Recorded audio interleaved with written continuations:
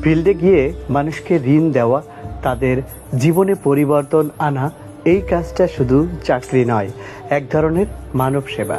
আজ জানব একজন স্মার্ট এনজিও মাইক্রোফাইন্যান্স কর্মীর মধ্যে থাকা উচিত কোন কোন গুণগুলো।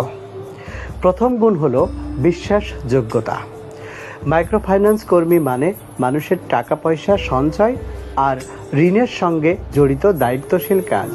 যিনি সৎ, স্বচ্ছ, সময় মতো রিপোর্ট দেন, সেই কর্মীর উপর প্রতিষ্ঠান যেমন ভরসা করে, তেমনি গ্রাহকরাও তাকে সম্মান করে। দ্বিতীয় গুণ হলো ভালো যোগাযোগ ও বোঝানোর ক্ষমতা। গ্রামীণ মানুষকে ঋণের নিয়ম, সঞ্চয়ের উপকারিতা, কিস্তি প্রদানের পদ্ধতি সব কিছু বুঝিয়ে বলতে হয় এবং এই বোঝানোটা হবে সহজ ভাষায়। যিনি মুখে হাসি রাখেন, ধৈর্য ধরে কথা শোনেন, তিনি সফল মাঠকর্মী। তৃতীয় গুণ হলো সময় ও কাজের সঠিক ব্যবস্থাপনা। মাইক্রোফাইন্যান্স কর্মীর দিন শুরু হয় খুব সকালে, কখনো গ্রুপ মিটিং, কখনো কালেকশন, কখনো রিপোর্ট। যিনি নিজের কাজ পরিকল্পনা অনুযায়ী ভাগ করে নিতে পারেন, তিনি পিছিয়ে পড়েন না।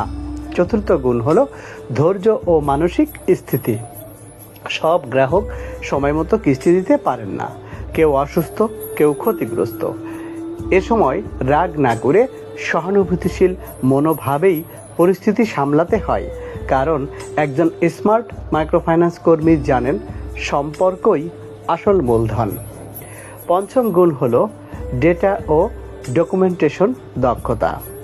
ঋণ প্রদান, সঞ্চয়, কিস্তি সব কিছু ঠিকভাবে নথিভুক্ত করা খুব জরুরি। একটি ছোট ভুল রিপোর্ট পুরো ব্রাঞ্চের সমস্যা তৈরি করতে পারে। তাই স্মার্ট কর্মীরা সবসময় সঠিকভাবে সঠিক রিপোর্ট প্রদান করে থাকেন।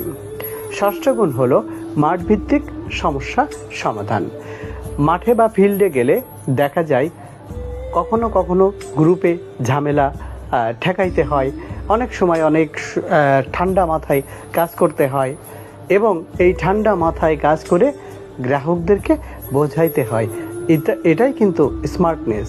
সপ্তম গুণ হলো মানবিকতা ও ইতিবাচক মনোভাব।